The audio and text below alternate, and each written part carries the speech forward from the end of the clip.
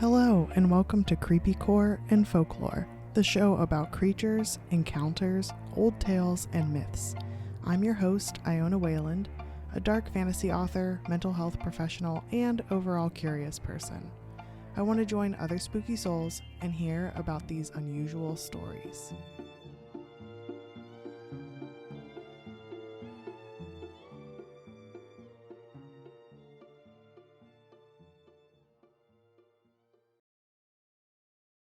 Hello, spooky soul, and welcome back to Creepycore and Folklore. This is episode 42, where we're diving back into the treacherous world of mermaids.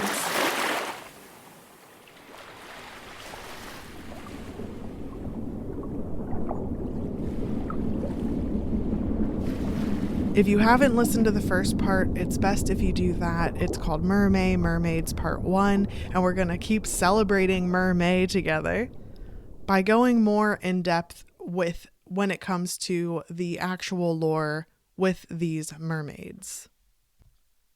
It's been a lot of fun looking up all these different things related to mermaids, especially because a lot of the stuff I thought I knew about it turns out it was an amalgamation of a bunch of different types of lore and creatures and just all these different like underwater maiden type things that were squished together, and I wasn't quite as knowledgeable about them before, and it helped me question some of the ways, like, where did this come from? Where's the root of this lore coming from?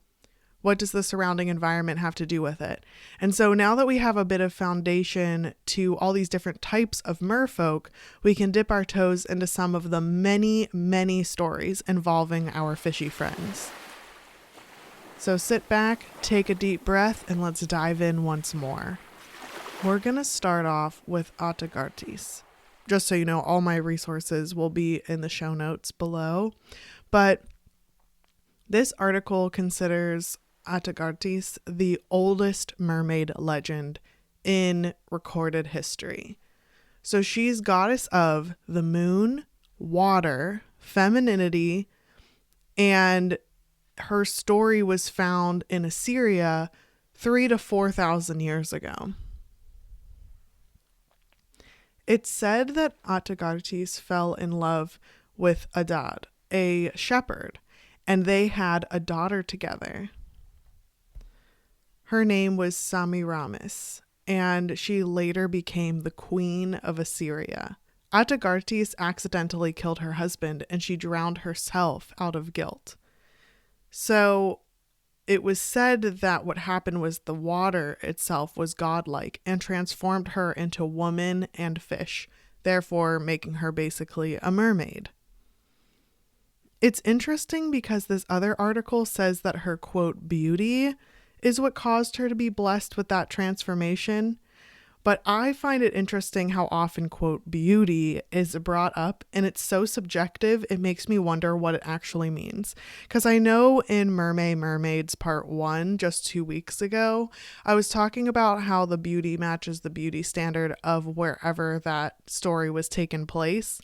But there's a couple threads here that if this truly is one of the first or the first mermaid legend, it's strange that we've got falling in love, being an exception because you're beautiful, having a child, and some sort of death or destruction to the marriage. And it makes her kind of like a maiden again. And that's where the whole mermaid story comes from. And I just keep thinking about it, and many mermaid stories have these elements of Atagartis within them. Healing powers, beauty, moon, waves, emotions. There's just these common themes that I want to make sure we keep in the back of our minds here. Kachu, you can't stand on all of the work I did. You cannot stand here. I'm sorry, buddy. You can pick my lap or hop off the desk. Okay, we're doing neither. You gotta pick. All right. All my life's work, my beautiful papers. It's just me scribbling in my mermaid notebook. I'm not even kidding. It's ridiculous. Basically living my childhood dream right now.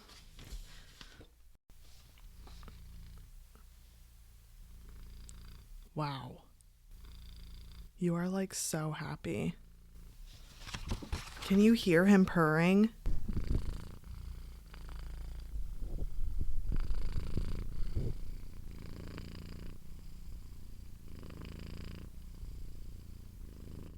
All this because we want to talk about mermaids.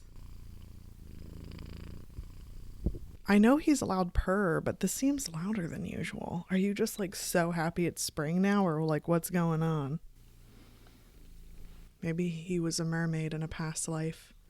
Oh my god, a permaid. Could you imagine Kachu as a permaid? He would be the wettest ball of fluff. Under the water, his hair would look cool, his fur would be really neat, but out of the water, oof. I don't know if you had a chance to listen to the interview, the absolutely unhinged interview I had with Haley Turner all about Nessie. It went wildly out of control towards the middle / end because of a Kachu moment that was like really upsetting, and I had to give him a bath afterward, and I sent a picture to her and I was like, this is what he looks like, and he just looks so sad and buggy-eyed. This poor baby boy. He's a fluff ball we have to protect at all costs here, I guess. Okay. Going back to mermaid material here that is not getting squished by my cat. So next up we have Sedna. This one sounded familiar to me. She's from Inuit legend. So she's the daughter of the creator, Anguta. She was a giant with great hunger, and she attacked her parents. Anguta took the daughter out to sea in his kayak and threw her overboard. And when Sedna tried to hold on, he chopped off her fingers, and she sank to the underworld. And now she's the ruler of monsters, and her fingers that were chopped off transformed into seals and walruses and whales. And those were hunted at the time for food by the Inuit peoples. And they were a huge source of sustenance for those peoples. She was detailed as being half woman, half fish, and said to hold sea animals in her hair that she released when she was given offerings. And the offerings were songs, a visit from an angakok, which is a shaman, and they say that sometimes the shaman will soothe her by using a bone comb to comb her hair. I'll have to look into shamanism in a future episode or episodes because their work is incredibly powerful. I don't know much about it, to be honest, but if you know of someone who does, feel free to email me. My email is creepycoreandfolklore@gmail.com. It's kind of basic, but I would love to know more. But it was said that if you were giving her these offerings, that she would kind of like untangle her hair, unravel her hair, and you would have more of a hunting ground with the seals and the walruses and things like that to be able to get your meals from, and the fish. But if the supplies was low and the animals weren't as plentiful, they would send a shaman, and I think this is still sometimes done today. It might actually be done by a shaman, or it might be symbolically done by a shaman. But it said that that person would enter kind of like a trance-like state and then be able to contact her, and they'd take their comb made of bone and detangle her hair and soothe her. Because if you think about it, like, she used to be a giant, and giants need special tender love and care, and they're easily angered. And then the fact that she was abandoned by her parents, I mean, granted, she tried to eat them, but because she was abandoned and she sank to the bottom of the underworld, like, it's not, I don't think she's really been cared for very much from the sound of it. So that little bit of kindness will be rewarded by having her release what she's mother of, which are all the sea creatures. Next up, we have Undines, or I'm going to have to look up how to say her name. 1 second. The stuff I'm looking up says how you pronounce her name is Undines, but I'm going to go with that, but something's telling me that that's not right. But Undines was actually the inspiration for Hans Christian Andersen, and he's the one that wrote The Little Mermaid that depicted the mermaid losing her love because she wouldn't kill him and becoming sea foam instead of dying. Disney obviously depicts Ariel as getting married to Prince Eric and killing Ursula in the end. So it's kind of funny because it's like the tale of the mermaid comes from Undines. So here's the story of Undine. And this gets like a little crazy. So prepare yourself for this mermaid soap opera. So this is the story of Undine. It's a romantic novel by Friedrich de la Motte Fouquet in 1811. And it takes place in this forest in Austria. So an old fisherman lives with his wife and their foster daughter, Undine. And she was adopted, and they didn't know that she was a water fairy or a water nymph. They loved their daughter, and she had a spirit, but not, quote, a human soul. So she was alive, but she wasn't human. The forest that they lived in was haunted by spirits who are enemies to mortals who don't live within them. So it was kind of like this security system of anyone who didn't reside in the forest they would attack or haunt. There was a knight named Sir Ringstatten, and he was riding through the woods for some reason. And, well, you'll learn later. But a storm starts overhead. And so as he's riding through the forest, he tries to ride even faster and deeper to escape the storm, but is then pursued by spirits. And these wicked spirits did not want him there. However, luckily for him, he stumbles on the fisherman's cottage. They give him shelter, food, and protection during the storm. So the knight is enthralled by Undine while she asks about his adventures, but the father forbids him from discussing the spirits at night. So already my creep radar is on whenever I was first reading this, because I'm like, so you just like showed up because you were being a foolish asshole in the middle of the woods. And then you're like, your daughter's very beautiful. It's like, sir, we don't know you, but whatever. And then the dad's just like, please don't talk about the crazy forest spirits outside at night. Thanks. But Undine was unhappy, and she's, quote, untamed. Get ready to be really uncomfortable with like the terms untamed and domesticate and shit like that. But she was untamed, and she didn't like being told what to do. And she runs off into the woods.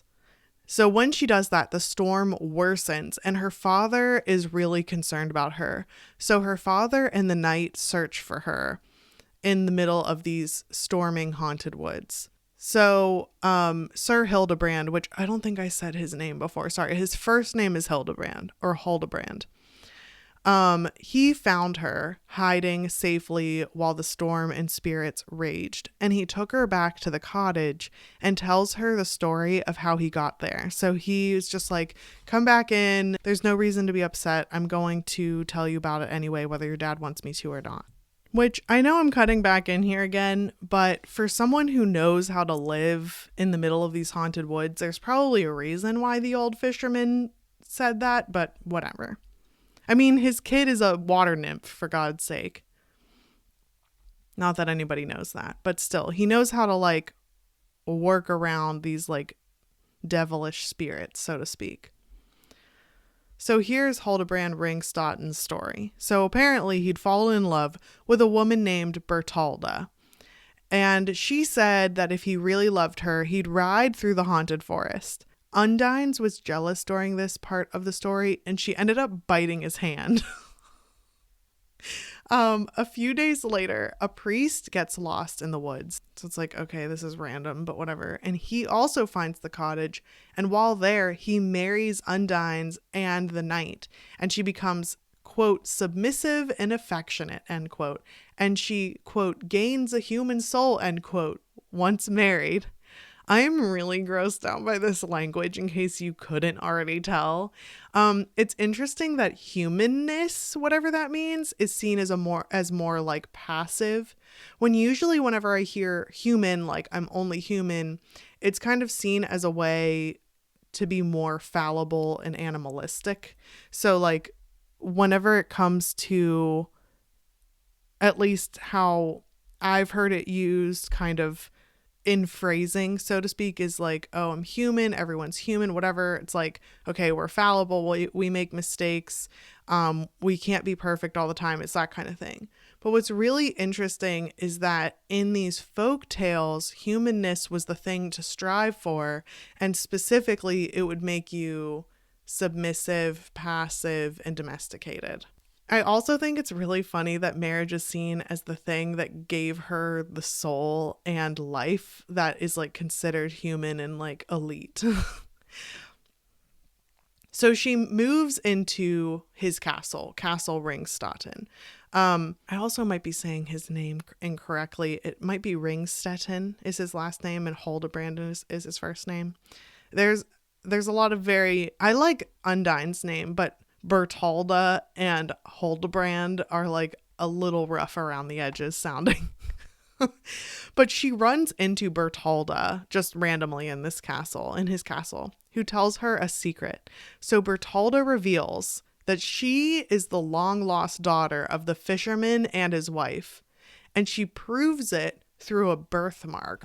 What in the soap opera is going on right now? Undine then reveals her secret that she's a water spirit, and she tells the knight, which is now her husband, that she'll lose her soul if he loses love for her. I mean,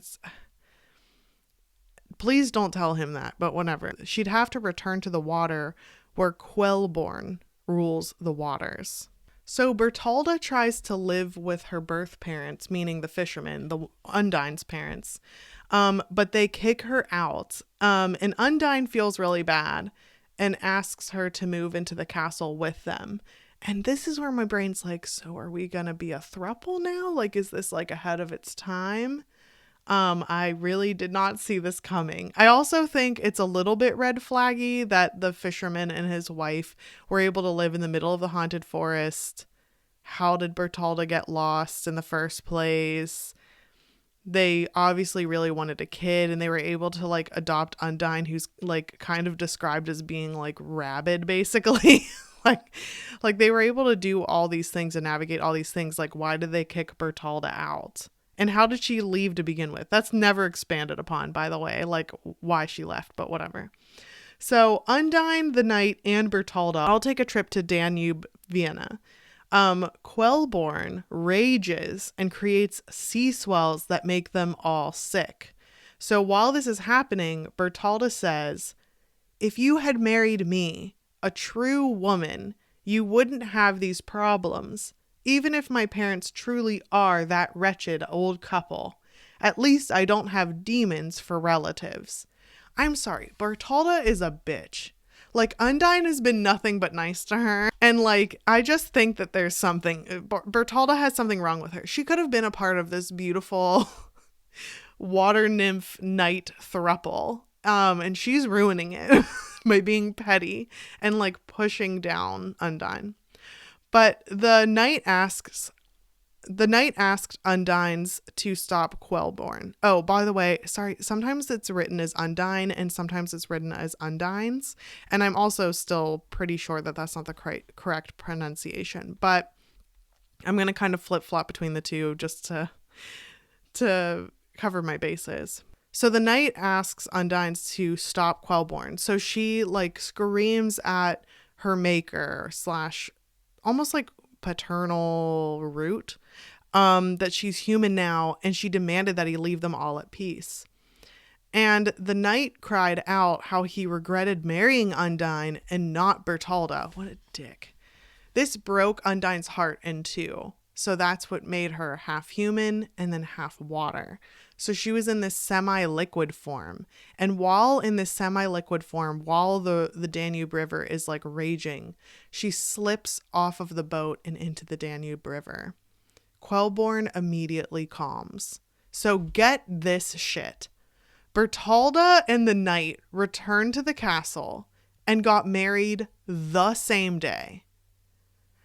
And this gives me, like, I'm getting, like, angry goosebumps, not because of this story in particular, but just because, like, you can look at news articles, weird breakups, like questionable deaths, things like that. Not that I'm trying to get into like true crime stuff.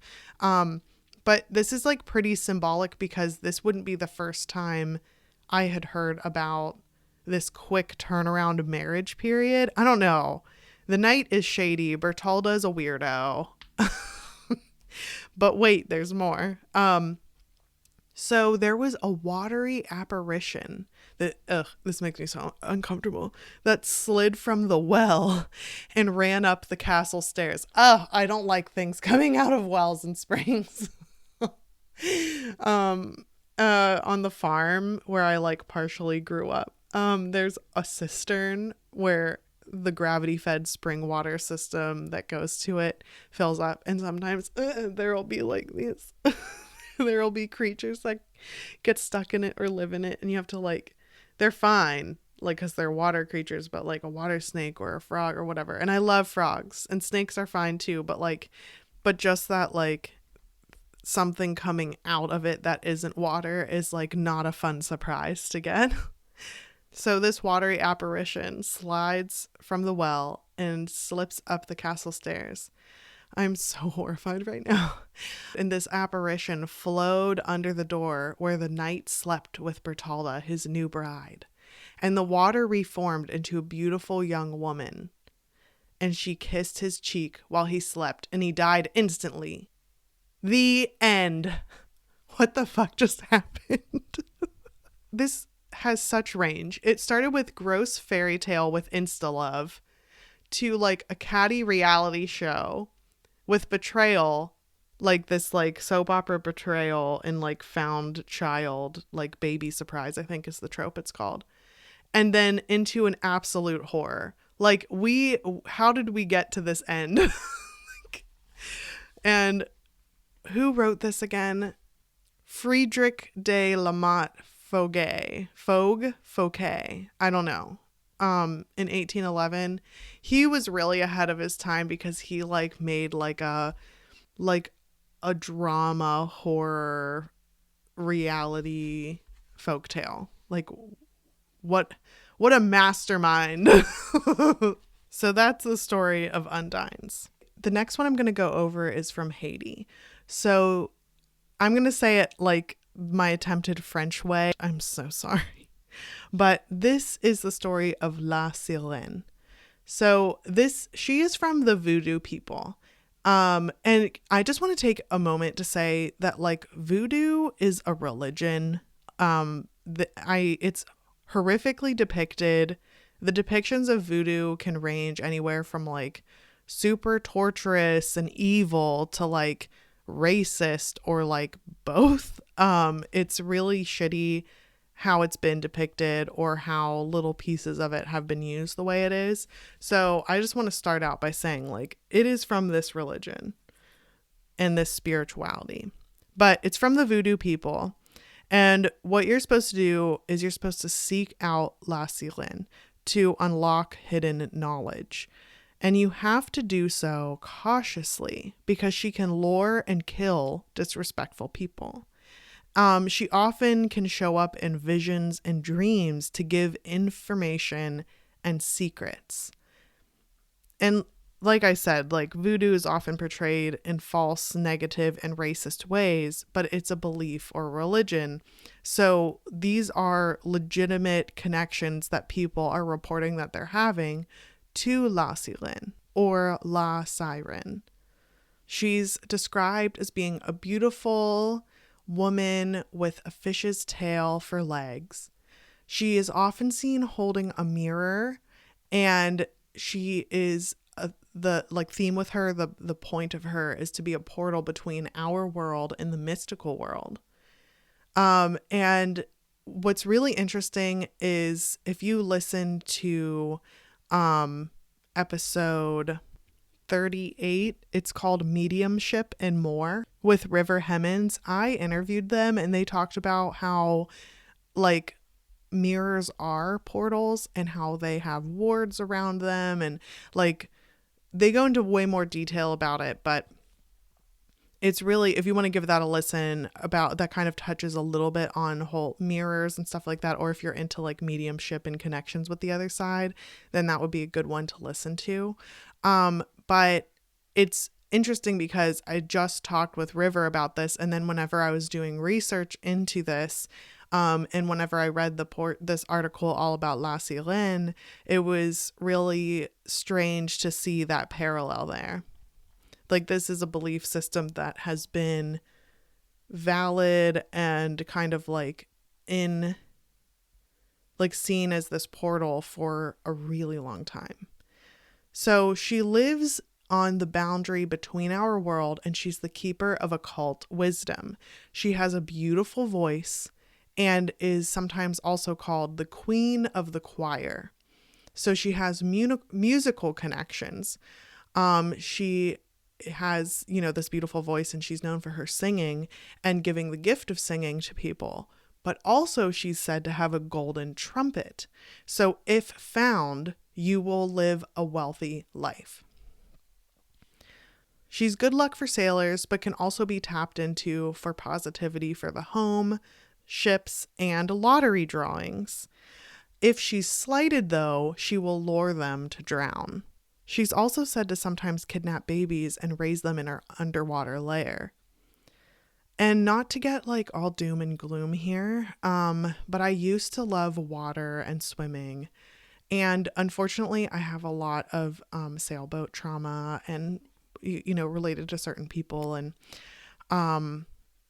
but, while all of these horrible things were happening, I would feel protected and safe while I slept. And I had these really visceral dreams where I felt like I was told a quote secret, and then I was able to say those words and then be able to breathe underwater. And this was all, I want to say, during a dream. It felt very real. But I was told these secret words, and then I could submerge myself in water where I was safer. And I know that that's partially like a trauma response, and that makes sense that while I'm dreaming, my brain's trying to process all the yucky stuff that's going on. But that just reminds me of La Sirène. And while I researched her, there were just a lot of parallels. I'm not Haitian. I am Caribbean Black, specifically Jamaican. And I'm mixed too. So there's that. And I know you already know that, but just in case you haven't heard about the other things, that's my little like disclaimer. I've got a lot of mix going on in my ethnic and racial backgrounds. Lots of good culture there. But I think that one's interesting, that one's the one I resonated with a lot. Her number is considered 7. And if you want to know more about like numerology and number theory and like things like that, and like the different associations numbers have in different cultures, you can listen to the 13th episode called Lucky 13.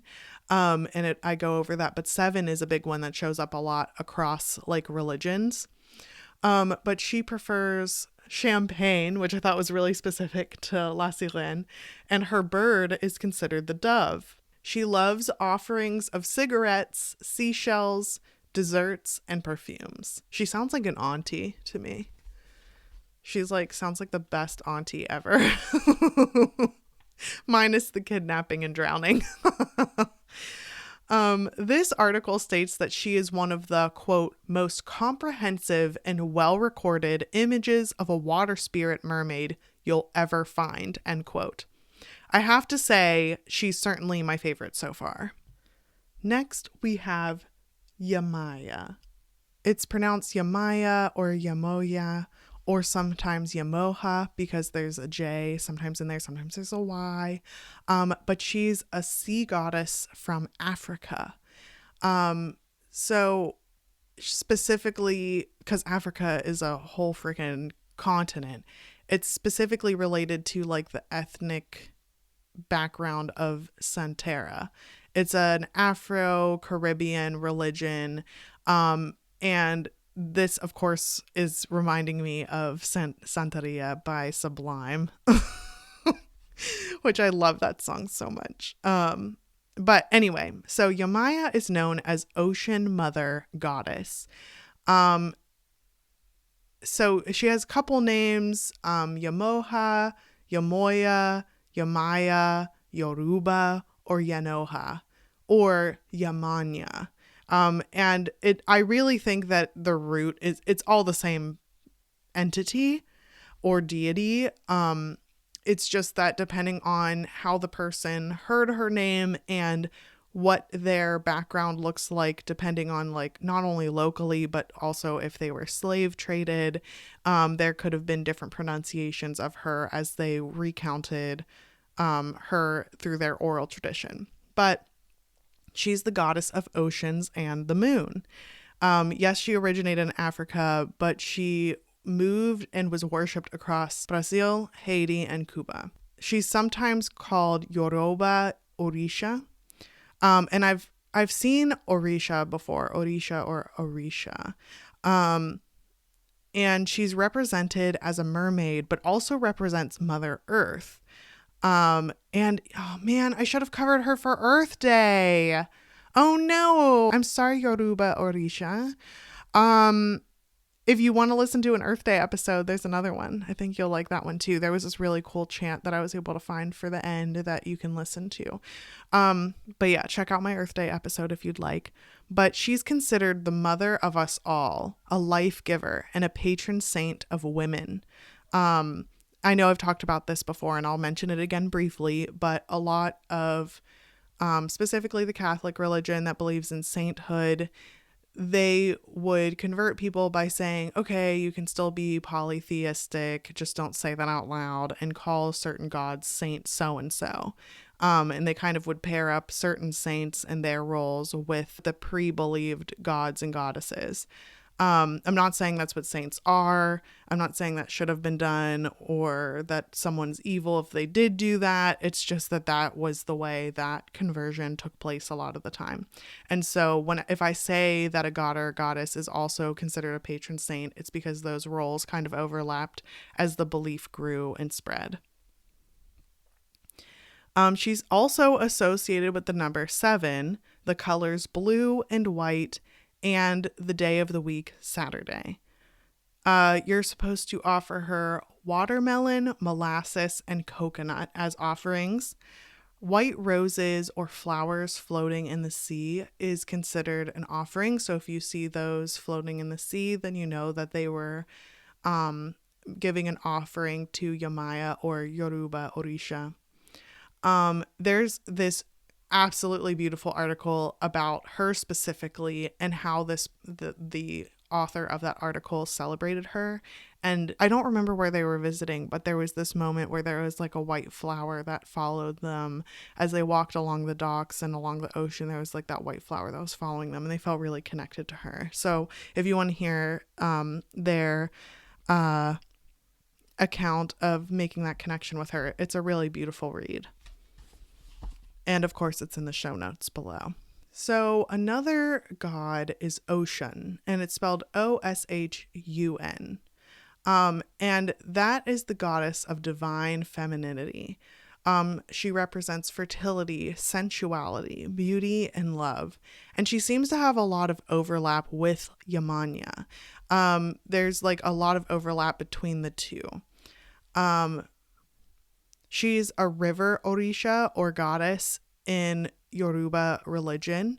She possesses human attributes. There are negative connotations like vanity, jealousy, and spite. She's said to be able to have those feelings and sometimes manifest those feelings in others.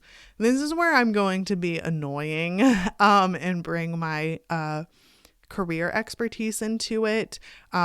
In case you didn't know, I'm a therapist, specifically for trauma in children, and I love, love, love the work that I do.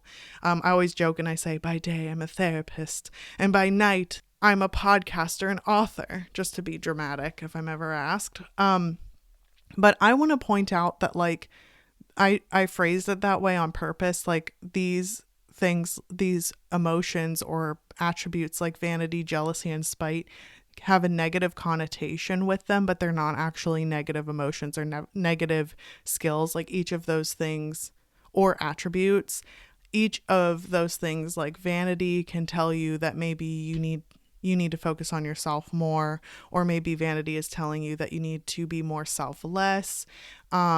Jealousy is a good indicator that your boundaries have been stepped over, or that there's an old trigger telling you that something is making you feel abandoned. And it's usually for survivors of certain types of abandonment. And spite is something that shows that maybe you've been giving too much of yourself. These are just all like teeny tiny examples, and they are not meant to be taken as advice in any way. It's just giving you these like teeny little examples of ways that each emotion and personal attribute tells us something about you. So I don't want like for me to talk about ocean, the river Orisha, and have her be seen as a negative thing, or have you hear about some of her traits that she gives people, or kind of like where it comes from, and think she's negative or you're a negative person just because you feel these things. But anyway, that's my disclaimer. I just can't. It's just like the other episode where it's like, oh, this was a really bad kid. And I was like, stop. Everybody stop. There's no such thing.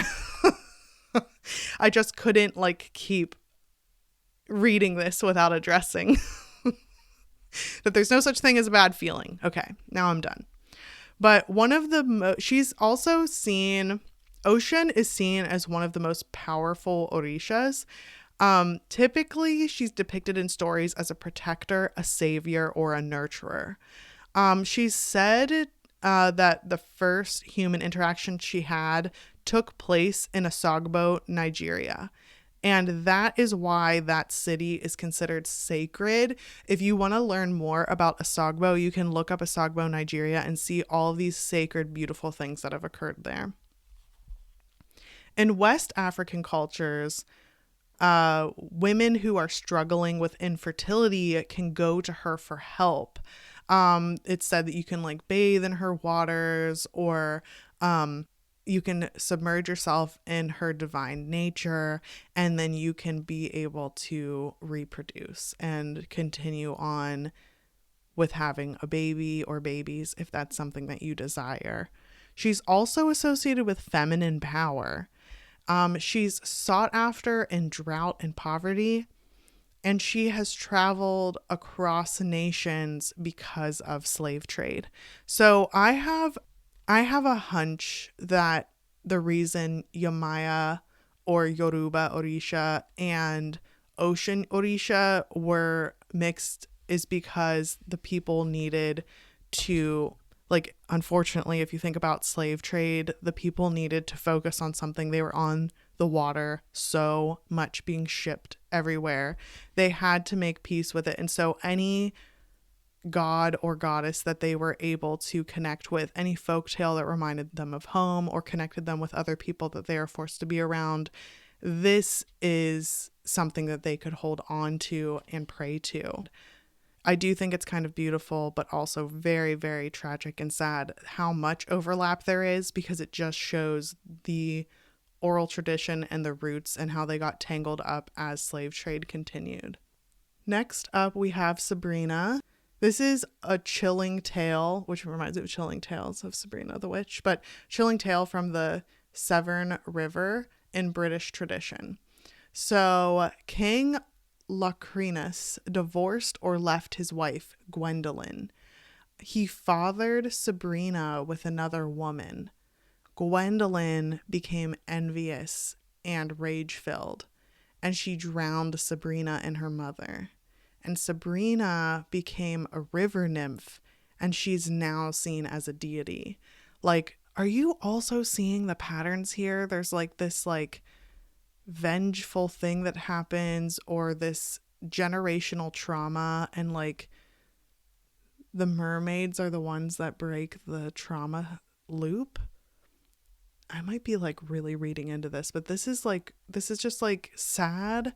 And it's not the first time, again, not the first time I've heard of something like that. I talk about this in my second episode ever with La Llorona, where it's like, there's this like thing where the vengeful this or the oblivious that, and like it creates this awful thing that lives and thrives on like pain, and that it wants others to feel pain. And then the mermaids have had some of that imagery with them, but there's also been a lot of imagery with mermaids where it's like, oh, they were the ones that were spared. Just like this beautiful baby that did nothing wrong, she can't help that she's from like a scandal, like her conception was scandalous, or her life is scandalous. And so little baby Sabrina was given like another chance to be a river nymph. Next up, we have Maman de Lion, or Mama de l'eau, or Mama Glow. I know I'm not saying it correctly, but again, she's one of those deities where I look up information about her and it just doesn't tell me anything. But she's Caribbean folklore, specifically in Trinidad and Tobago. But she's also known as Mama Glow or Mama Glow. She's considered to be half woman, half snake. She's the protector and healer of all river animals, and she's supposed to ward off those who cause crimes against the forest. And these crimes would be burning down forests, chopping down trees, polluting rivers, and things like that. So she is something that's supposed to correct the wrongs of humans and create a balance between humans and nature. Next up, we have Mawu. It's from Dahomey mythology. She's a West African goddess. She represents the moon, the night, and cool temperatures. Her partner, Liza or Lisa, is associated with the sun, like my babo. And I was so excited because I thought this would be like a total power couple, like lesbian power couple. But Liza or Lisa is a male figure or a masculine figure. And God, he's God. But I do like learning about Liza or Lisa because it reminds me of my babo, who's also named after the sun and associated with sunshine. But it's believed that together, Mawu and Liza created the universe. Next up, we have Iara. That's from Brazil. She's a brave young woman that was living in the Amazon. She was a warrior. She was respected by her community for her bravery. And, quote, her brother's accomplishments paled in comparison, end quote. So her brothers were really envious of her and didn't like that her warrior skills were better than theirs. So they killed her and left her body in the Amazon River. Jackie, the goddess of the moon, felt sorry for her tragic death. And so she brought her back to life as a mermaid. And she now lives in the Amazonian rivers. It is like one of my dreams to visit the Amazon jungle. I had the opportunity to do it like 10 years ago, but I wasn't able to. I was like so close to being able to go on like an Amazon jungle like tour and even go on the Amazon River or one of the Amazon rivers, but I wasn't able to go. But who knows, maybe I would have seen Iara. She sounds just gorgeous and like as a spirit. And she also, like, not to get all doom and gloom again, but like whenever women or femmes are successful, there's a lot of like perception that that's going to disrupt the balance between men and women and femmes and masks. And so it's just like really sad to see that like she was squashed instead of uplifted. And I'm really grateful to the goddess of the moon who felt sorry for her and knew that her death didn't need to be tragic like that and gave her a second chance at life.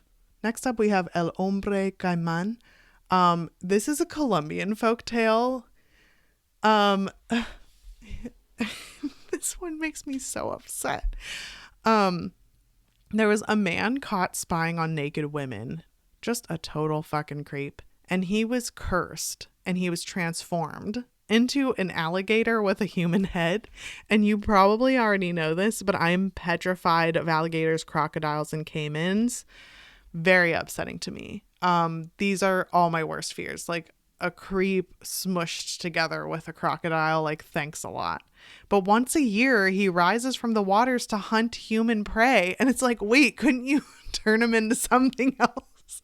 Like, why didn't you turn him into like a shrimp or like a minnow or something like that? Next up, we have Lorelei.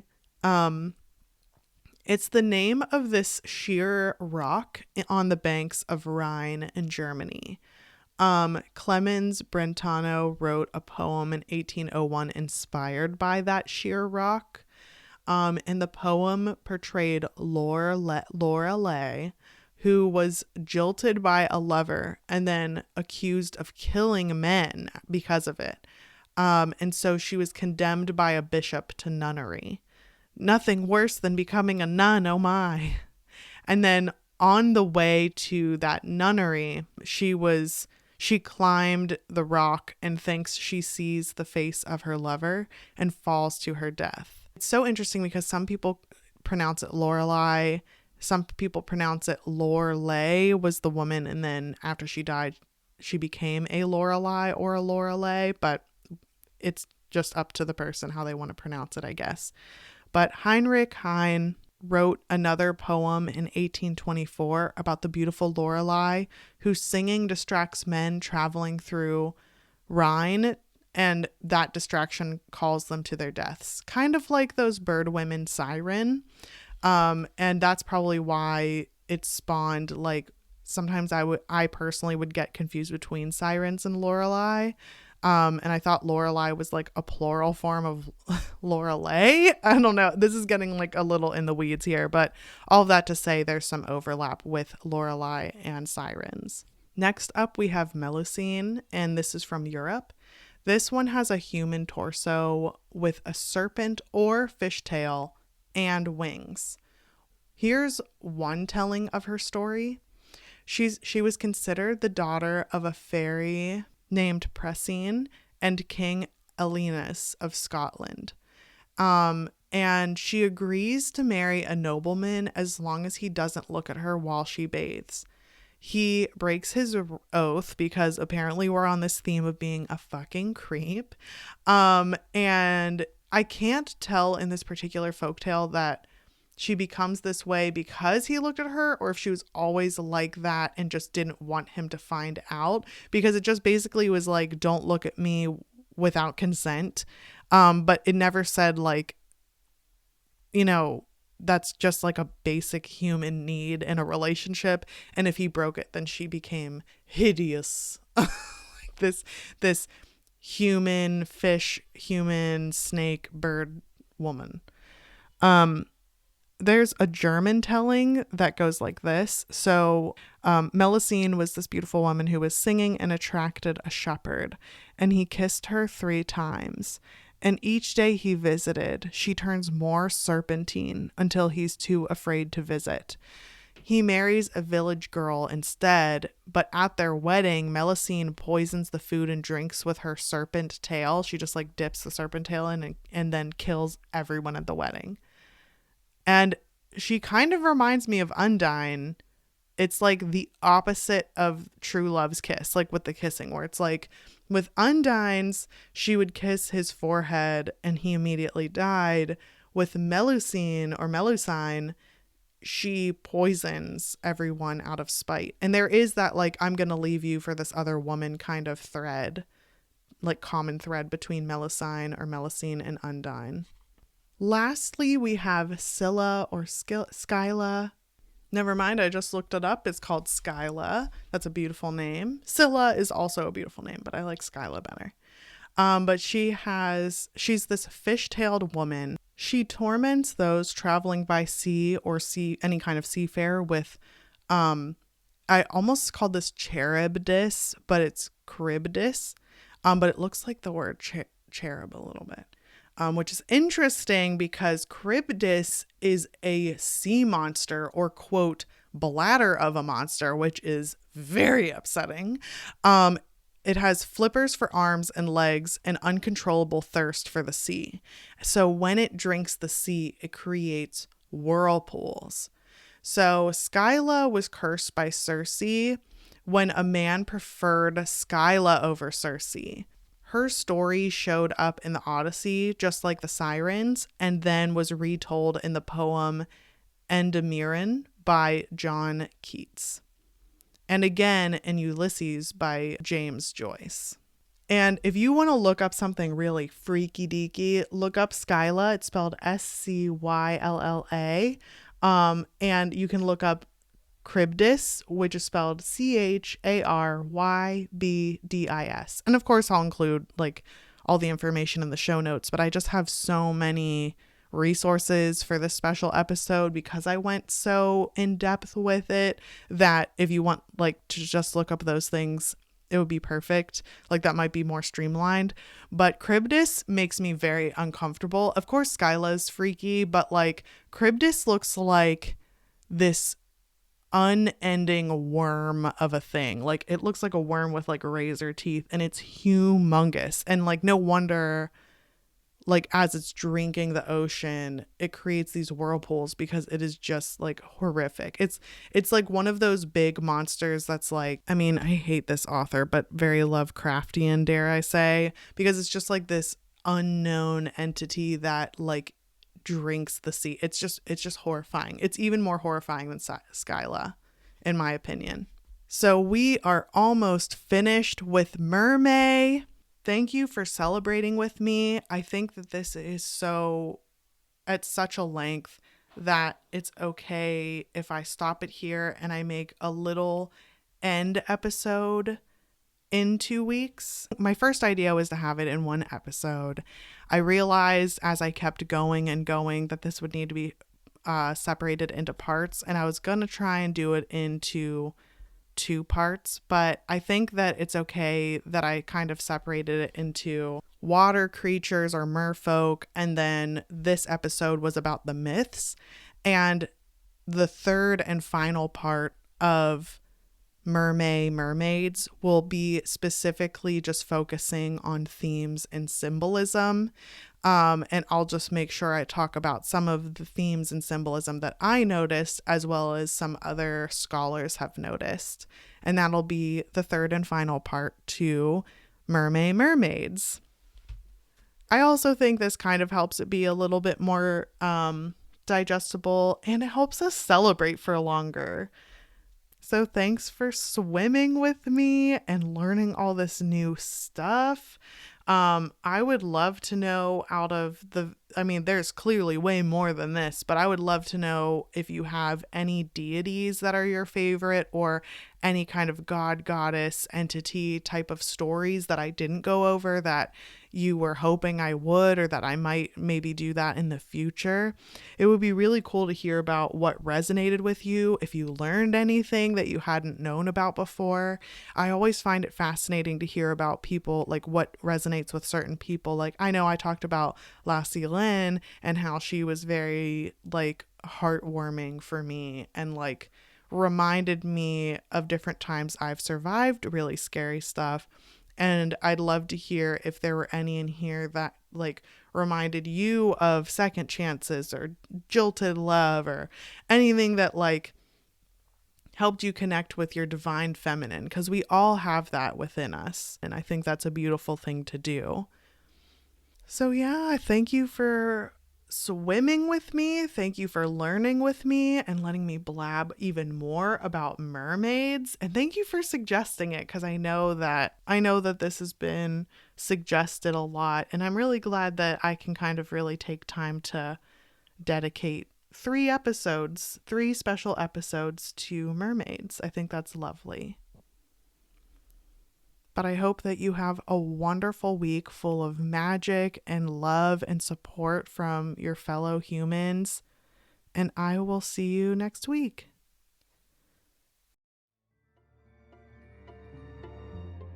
Thanks to all you spooky souls out there for listening to Creepycore and Folklore. Follow on Instagram, Facebook, Twitter, and TikTok if you're looking for more uncanny content. If you have your own tales to tell, you can email creepycoreandfolklore@gmail.com. If you liked this, please leave a review wherever you get your podcasts, or tell a friend who might enjoy these stories to spread the word. If you're interested in dark fantasy, check out my Hollowverse series. Ashes is available now in paperback and ebook on Amazon and audiobook on Audible, and the sequel is underway. I'm Iona Wayland, and I'll see you next time.